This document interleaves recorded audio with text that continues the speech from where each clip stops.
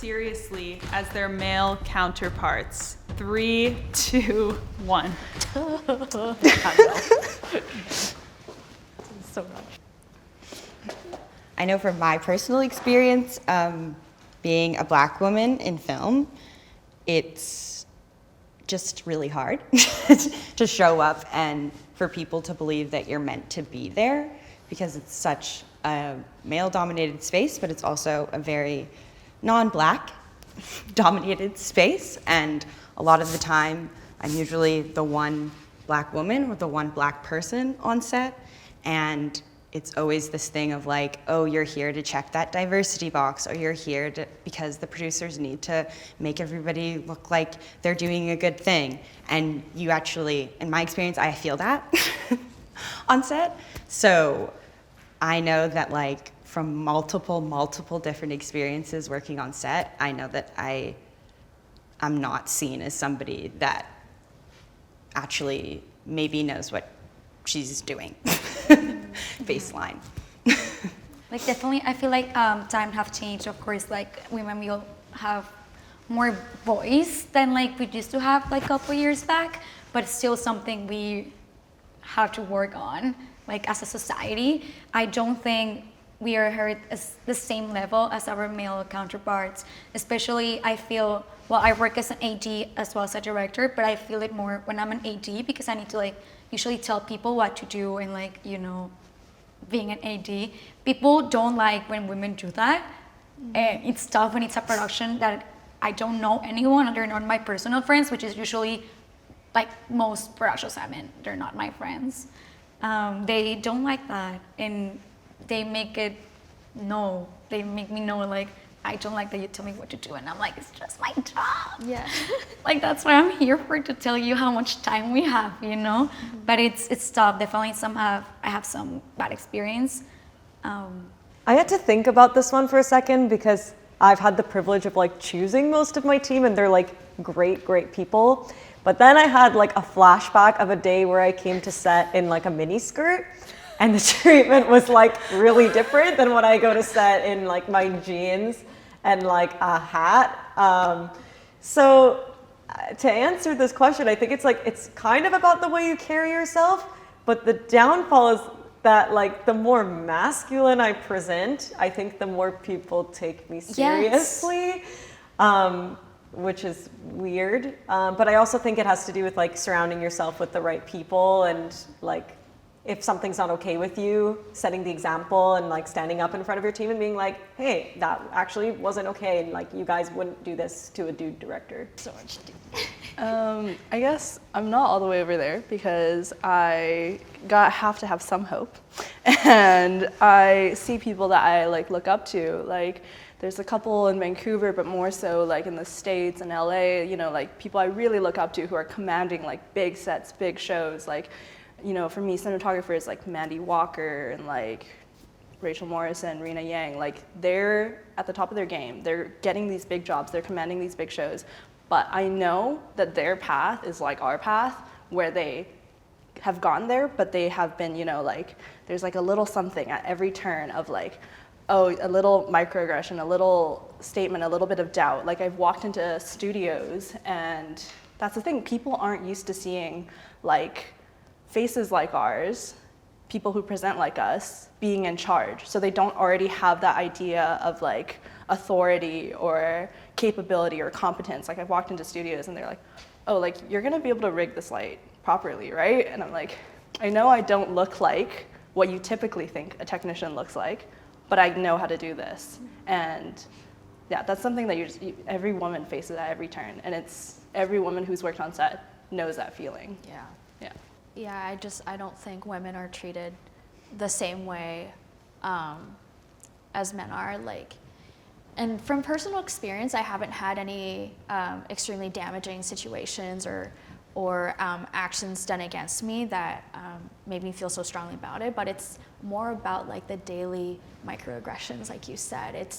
It's the comments that tell me that they see me differently, even if they don't outright do something to treat me differently. Like people saying like, oh, like, did your partner help you get into this? And I'm like, what? Like, no. And that just bothers me so much because it kind of insinuates that women weaponize like our identity and like sexuality to get into spaces where apparently we're not welcome as ourselves.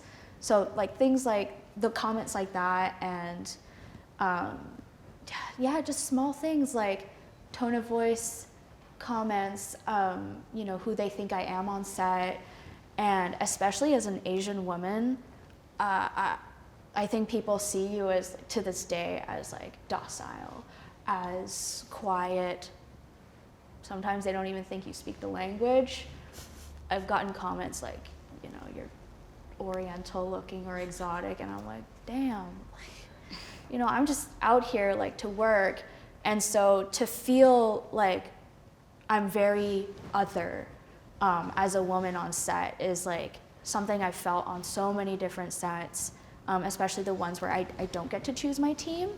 And I really hope for a day where, you know, there's equity and we're kind of celebrated for the fact that like I can do certain things that like men can't do.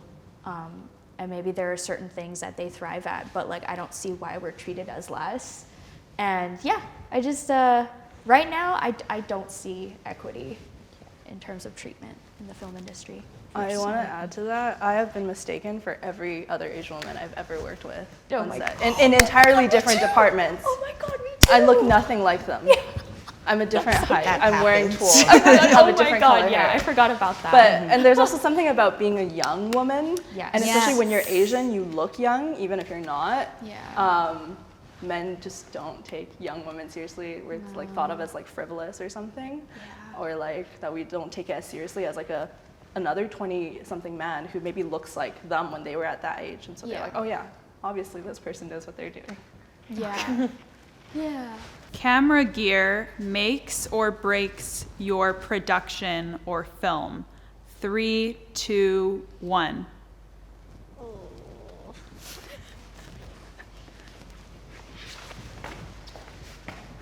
And typical for the cinematographer to agree.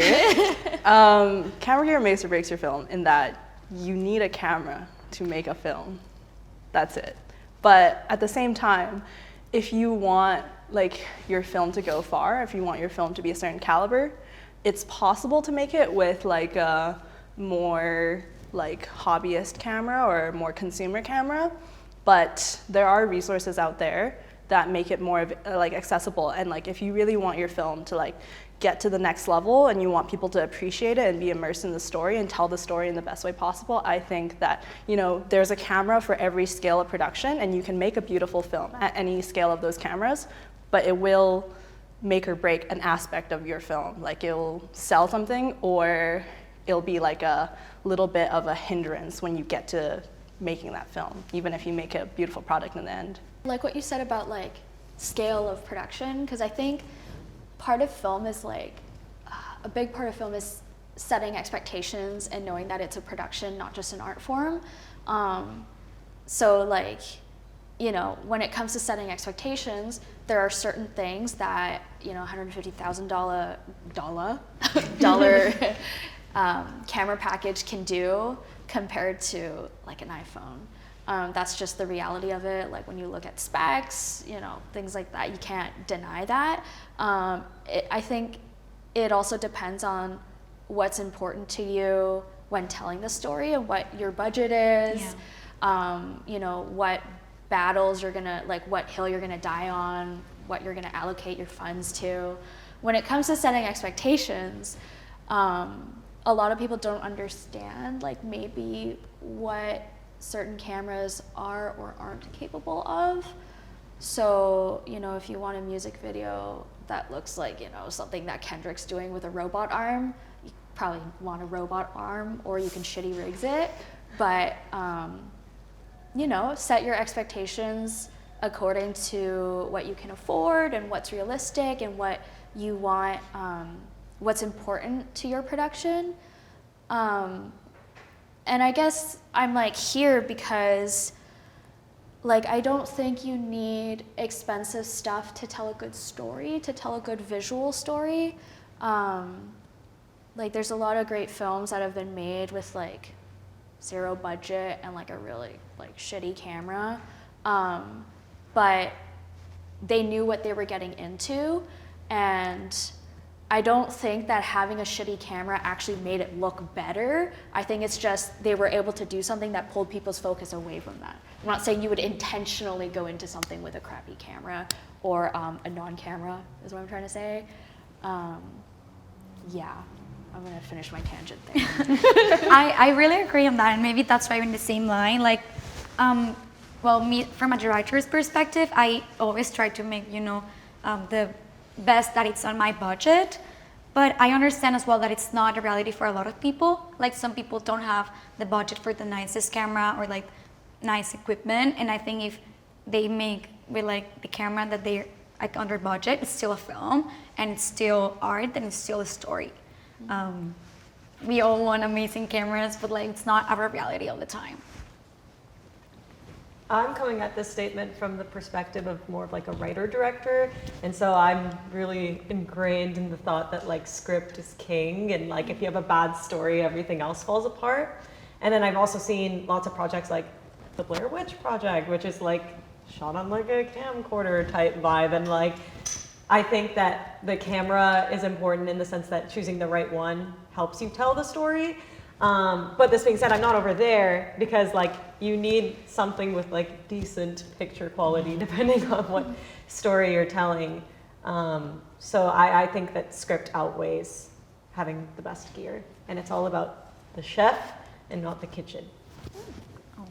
Yeah, I agree with that as well. And I guess I'm neutral because I guess I'm not really, like I'm a storyteller. Like I love stories, and I've watched so many things out there where you're engrossed in this story and the camera is this tool to tell that story, but you're left with a feeling and with emotions. And yeah, I think of like Tangerine and like how that's all shot on an iPhone, and like it's that would be really hard to do, but it really works for the story, and it's an incredibly touching story. And so I don't know, I guess I agree with the fact of like it really is all about the story that you're telling and how that's helping, because you can tell a story too with amazing camera gear and all of these things, but it feel empty and cold. And yeah.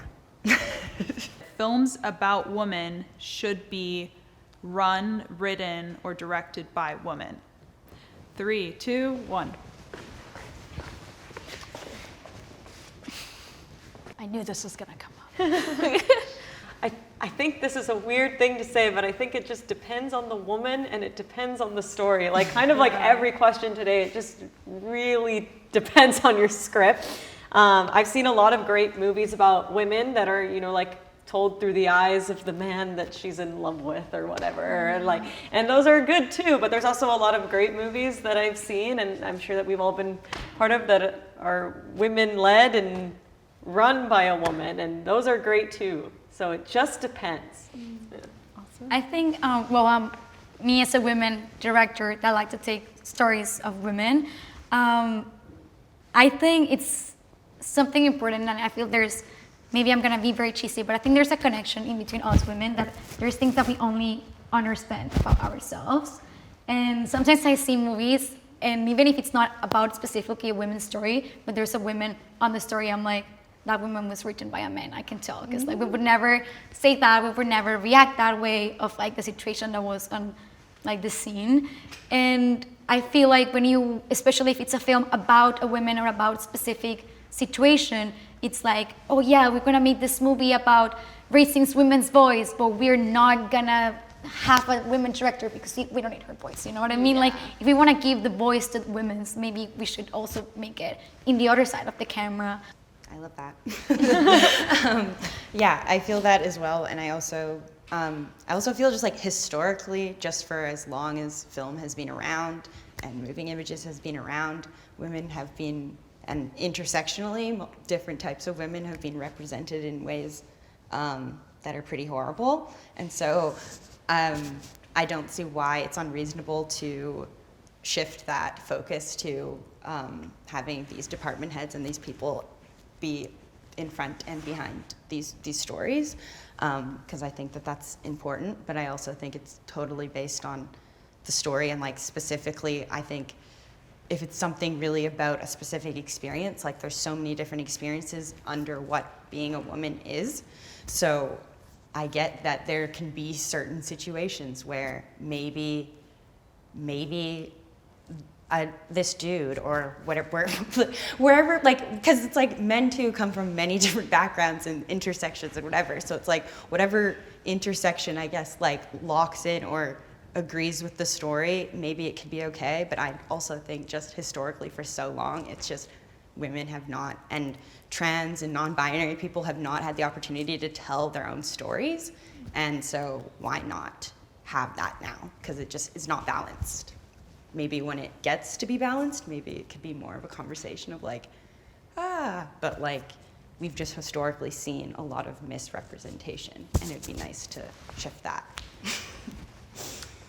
I mean, I'm not the originator of the stories usually that I work on, that I help bring to life. So I don't really have, like as strong of a say of like who the creative lead is. But I think if it's like a project that is a script written by someone looking for a director and it's about a woman, yes, you should look for a gender diverse director, creative leads, like producer. But, women make films about men, and I want men to make films about women and to see us and to write about us and to create art that helps them understand us and helps other people understand us. And I guess one other thing is speak to what you said. I think I see a lot of projects that look for a creative female director or a BIPOC director, but then they kind of overlook on the crew side, on the creative collaborator side. I think I'm here, not there, because I've seen films where the main character is a man and it's written by a woman and it's fantastic. So, who am I to say that as a woman I couldn't write a good male character and vice versa? That being said, I do feel like historically the reason why we've been seeing this trend of women being misrepresented or just sexualized and having weird lines is because honestly, I feel like people, man, we serve the fucking patriarchy. People think that, women shouldn't have been writers. We shouldn't have had the jobs that we have. So I think, dismantling this structure behind the camera is really what it's about. And, recognizing that women can write good characters and women deserve to write to begin with, and then seeing what comes out of that, if that makes sense. That's my answer. Networking is a must for a successful film career. 3, 2, 1.